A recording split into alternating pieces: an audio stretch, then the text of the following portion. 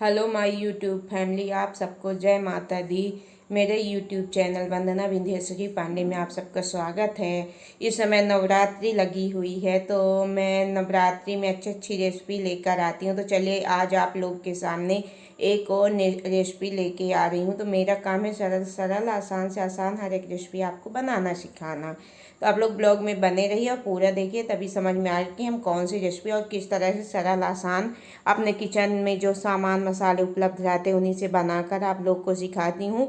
तो रेसिपी है बासी रोटी। जैसे आपके यहाँ बच गई सुबह की रोटी, शाम को बच गई, दोपहर की रोटी शाम को बच गई, उसको आप गाय कुत्ते वगैरह को कहीं ठिकाने लगाना चाहते हैं तो इसको बिल्कुल भी ठिकाने नहीं लगाइएगा। उससे मैं एक अच्छा टेस्टी नाश्ता बनाकर आप लोग को सिखाऊंगी। तो आप लोग ब्लॉग में बने रहिए और चलिए पूरा देखिए कि बची हुई रोटी से हम कैसे अच्छा टेस्टी नाश्ता बनाकर तैयार करते हैं। आज मैं बताऊंगी बची हुई रोटियों को उपयोग में कैसे लाया जा सकता है और बची हुई बासी रोटियों का नाश्ता कैसे बनाया जा सकता है। रोटियां तो सभी के घर में दो चार रोटियां हमेशा ही बच जाती हैं, तो अगर बची हुई रोटियों को आप ठिकाने लगाने की सोच रहे हैं, जैसे गाय वगैरह को खिलाने की सोच रहे हैं, तो उसका मैं आज तरीका ऐसा आसान और सरल बताऊंगी कि आप उसे उपयोग में ला सकते हैं और बहुत ही टेस्टी स्वाद के साथ नाश्ते में खा सकते हैं। तो इतना ध्यान रखना कि रोटी जैसे ऐसी हैं मूड़ी हैं तो यहाँ निशान रहता है कुछ भी, तो मूड़ी ना होनी चाहिए, ऐसी सीधी होनी चाहिए। तो आज मेरे पास 4-5 रोटी बची हुई हैं तो इनका मैं एक नाश्ता बनाऊंगी। तो चलिए पहले रोटी को मैं रखती हूँ साइड में और सामग्री दिखाती हूँ कि क्या क्या लगेंगे और कैसे हम आसान और सरल तरीके से रोटी का नाश्ता बनाकर तैयार कर सकते हैं। तो सबसे पहले हमें आलू की ज़रूरत पड़ेगी, वो भी एकदम उबला हुआ आलू। तो ये मैं 4-5 उबला हुआ आलू ले ली हूँ, एक टमाटर ले ली हूँ, नींबू खट्टापन के लिए चाहिए, 2 प्याज ले ली हूँ, हरी मिर्च ले ली हूँ, धनिया की पत्ती की भी ज़रूरत पड़ेगी, वो भी ले ली हूँ। तो चलिए सबसे पहले इन सामग्री को मैं काट करके तैयार कर लेती हूँ। तो ये देखिए सभी सामग्री मैं काट ली हूँ, बारीक ही काटना है। तो ये सभी सामान हमारे कट कर तैयार हो चुके हैं, धनिया पत्ती भी कट कर तैयार हो चुकी। अब चलिए बनाते हैं आलू की फीलिंग। तो ये मेरे पास है, इसमें मैं बनाऊंगी आलू की फीलिंग। आलू मतलब एकदम बारीक होने चाहिए। तो आप क्या कर सकते हैं, हाथ से भी मीस सकते हैं, लेकिन हाथ से वो फीलिंग नहीं आती है, इसलिए ऐसे करने में बढ़िया। ये देखिए बारीक आलू तैयार हो जाएंगे। तो आप देख सकते हैं कुछ इस तरह से आलूओं को घिसना था, तो मैं घिस कर तैयार कर ली हूँ। अब चलिए इसमें मैं डालूँगी मसाले, तभी तो जाके अच्छी हमारी फीलिंग तैयार हो पाएगी। तो ये खट्टा चटपटा होने के लिए मैं डाल रही हूँ अमचूर पाउडर। थोड़ा सा अच्छा स्वाद के लिए डालूँगी मैं इसमें क्या, धनिया पाउडर, जो कि मैं भून के धनिया को पीस के एक डिब्बे में रखी रहती। तो ये डाल दी धनिया पाउडर। अब मैं इसमें डालूंगी नमक स्वादानुसार। तो डालती हूँ नमक। तो ये मैं डाल दी नमक स्वादानुसार। 1/4 चम्मच डालूंगी अजवाइन। अजवाइन का स्वाद बहुत ही अच्छा होता है और ये पाचन के लिए भी बहुत अच्छी होती है। अब मैं ये डालूंगी 1/4 हिस्सा, 1 चम्मच का 1/4 जीरा, खड़ा जीरा मैं इसमें डाल दी। अब मैं इसमें डालूंगी क्या, हरा धनिया की पत्ती, जो कि मैं काट के रखी हुई हूँ। तो चलिए डालती हूँ धनिया पत्ती। तो ये डाल दी धनिया पत्ती। अब इनको अच्छे से मिक्स कर लेना है। तो मैं अपने हाथों की सहायता से इसको अच्छे से मिक्स करूँगी। अपना हाथ सबसे अच्छा होता है। और इसमें थोड़ी सी मिर्ची डालना है। अगर आप मिर्ची खाते हैं, बच्चे खाते हैं तो डाल सकते हैं, नहीं खाते तो उसको स्किप भी कर सकते हैं, निकाल सकते हैं। तो चलिए मैं थोड़ा सा हल्का चटपटा होने के लिए डाल देती हूँ एक कटी हुई बारीक मिर्ची, जो कि मैं इधर काट के रखी हूँ। आप देख सकते हैं हमारी फीलिंग अच्छे से बनकर तैयार हो चुकी। अब चलिए हम करते हैं दूसरी तैयारी। तो बहुत ही सरल और आसान तरीके से रोटी का, बची हुई रोटी का अच्छा नाश्ता बनकर तैयार हो जाता है। तो अगर आप लोगों को अच्छा लगे तो एक बार इस तरीके से ज़रूर बनाइएगा और हमारे चैनल को लाइक करना मत भूलिएगा और फुल वॉच के साथ हमें सपोर्ट करिएगा। तो चलिए अब दूसरी तैयारी करते हैं। तो इधर मैं ले ली हूँ एक गंजी और इसमें डालूँगी ये 1 कटोरी बेसन। तो 1 कटोरी बेसन ले ली। अब इसका मैं करूँगी क्या, घोल तैयार। 1 कटोरी बेसन ले ली हूँ। अब इसमें मैं डाल दूँगी आधा चम्मच हल्दी पाउडर, अब मैं इसमें डालूंगी नमक, स्वाद अनुसार। नमक ज़्यादा नहीं डालना, जितनी ज़रूरत उतनी ही तो डाल दिए नमक, हल्दी। अब चलिए इसका अच्छा घोल तैयार करती हूँ, थोड़ा थोड़ा पानी डाल के। तो इन चीज़ों को पहले मैं अच्छी तरह से मिला लूँगी और थोड़ा थोड़ा पानी डाल के इतना अच्छे से हमें घोल इसका बनाकर तैयार करना है कि मतलब लम्स इसमें एक भी ना रह जाए। और करीब 5 मिनट ऐसे हमें बिल्कुल फेंटना है। और इसे ना हमें गीला करना है ना ही पतला करना है, बिल्कुल गाढ़ा एकदम अच्छी क्वांटिटी में करना है। जितनी करना है वो भी मैं आपको दिखाऊंगी कितना करना है। तो पहले इसे हम 5 मिनट अच्छी तरह से फेंट लेते हैं ताकि जो भी लम्स वगैरह हैं वो इसके क्या हो जाए, ख़त्म हो जाए। बिल्कुल एकदम हमारा ये जो बेसन का घोल है परफेक्ट हो जाए। इसीलिए थोड़ा थोड़ा पानी डाल के ही हमें इसे रेडी करना है।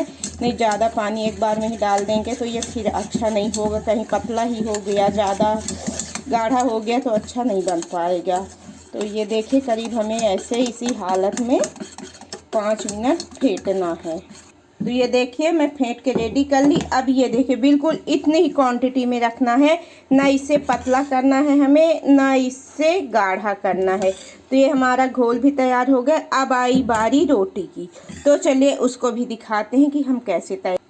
तो ये मैं ले ली रोटी। अब चलिए दिखाती हूँ कि कैसे मैं इसको अच्छा सा नाश्ता बना के तैयार करती हूँ। अगर आपके घर में बासी रोटी बची है तो फेंकने से अच्छा है, ठिकाने लगाने से अच्छा कि इसका अच्छा टेस्टी नाश्ता तैयार कर सकते हैं। तो अगर आपकी नरम रोटी है तो अच्छी, अगर इस तरह कुछ सूख गई है तो थोड़ा सा इसको ऐसे पानी लगा के गीला कर लेना है, पानी छिड़क के।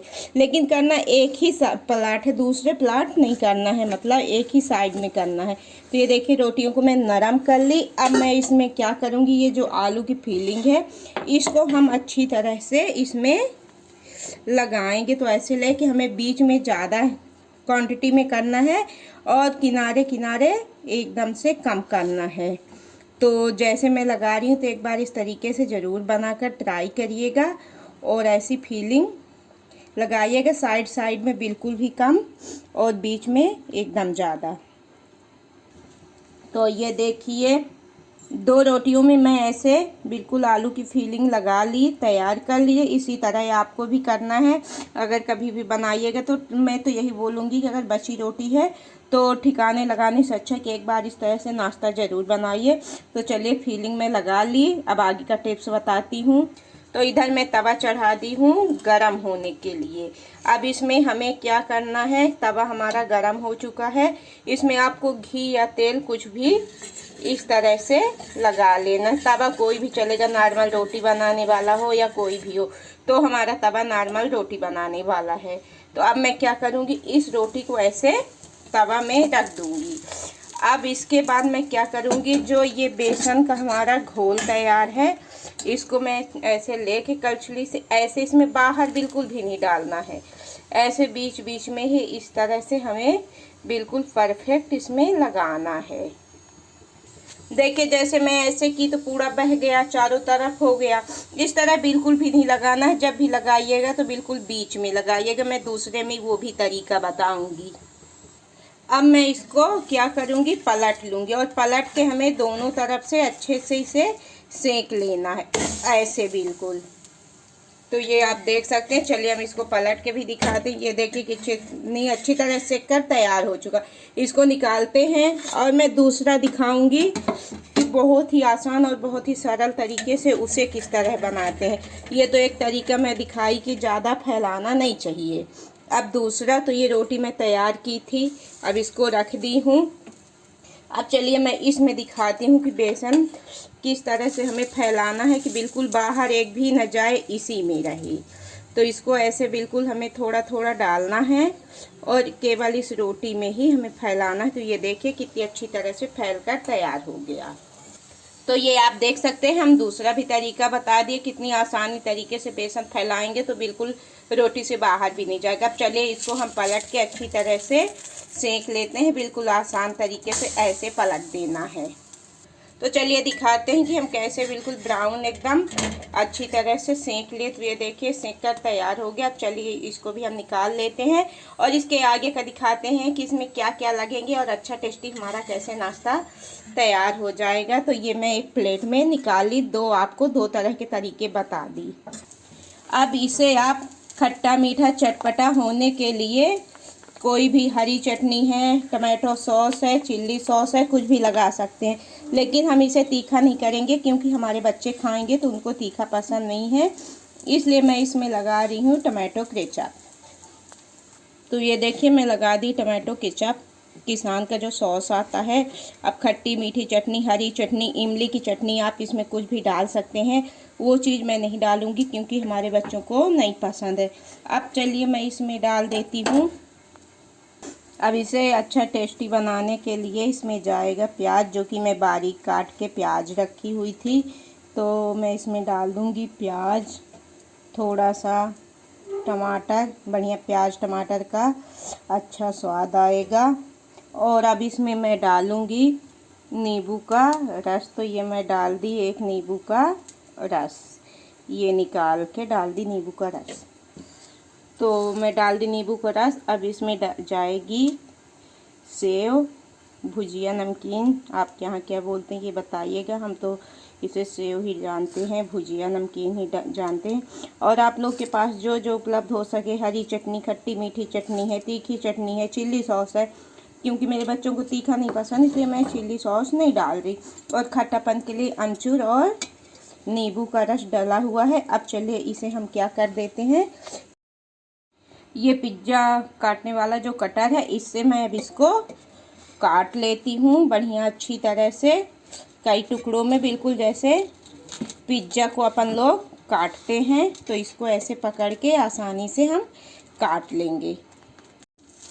तो ये देखिए रोटी का एक अच्छा हमारा नाश्ता बिल्कुल पिज्ज़ा के जैसे बनकर तैयार हो गया है।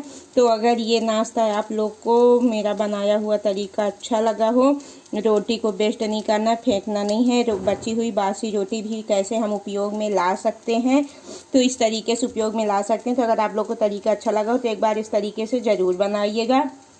और मेरे चैनल को लाइक शेयर सब्सक्राइब करना, हमें सपोर्ट करना मत भूलिएगा।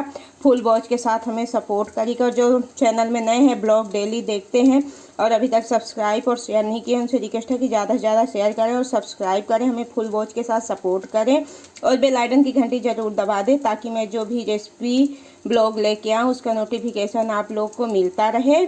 और हमारे चैनल में जाके जो भी बनाना खाना सीखे तो देखकर बना सकते हैं। तो चलिए फिर हम मिलते हैं नेक्स्ट ब्लॉग में एक नई रेसिपी के साथ। तब तक के लिए bye bye, take care, thank you so much.